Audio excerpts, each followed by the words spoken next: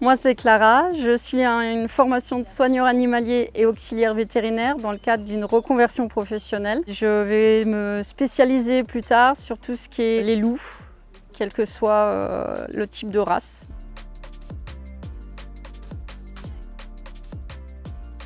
J'ai choisi la formation à distance parce que je suis maman solo de 3 enfants. Ça me permet aussi de pouvoir m'occuper d'eux.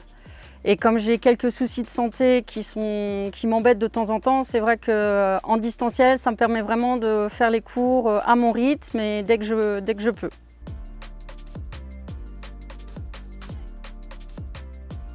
J'essaye de suivre au maximum les classes virtuelles quand je peux, sinon je suis les cours ou sur mon portable ou sur ma tablette. Et puis c'est vrai que dès que j'ai des petits soucis, je prends des notes et je cherche dans d'autres bases de données pour avoir plus de précision ou pour essayer de voir ce que j'ai pas compris sous un autre angle pour mieux comprendre.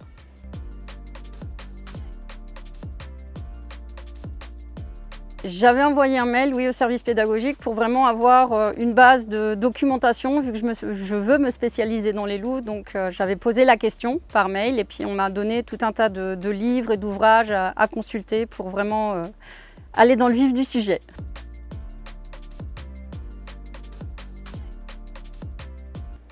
Tout simplement parce que moi je suis en contact avec les loups depuis que je suis enfant. J'adore tout ce qui est la faune sauvage.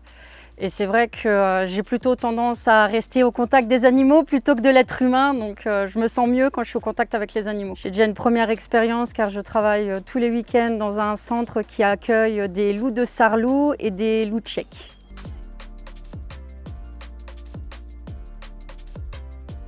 L'expérience est sympa parce que c'est vrai que ça permet de rencontrer aussi tous ceux qui sont en formation, d'avoir un point commun sur lequel discuter. Et l'idée de la rencontre, ça m'intéressait parce que le zoo de la Flèche, je l'ai visité il y a longtemps.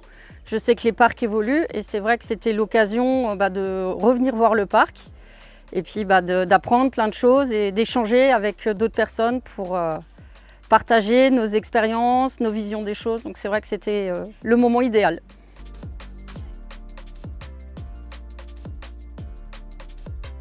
Moi je dirais qu'il ne faut pas hésiter à y aller parce que si on a le moins de soucis, le moins de questionnements, c'est vrai que l'équipe pédagogique est là et puis elle est plutôt réactive. Donc c'est un côté rassurant, sachant qu'on peut vraiment prendre le temps d'apprendre à notre rythme. On n'a pas de contraintes horaires ou comme dans une classe, donc c'est vraiment à tout le monde son rythme, c'est ça qui est intéressant.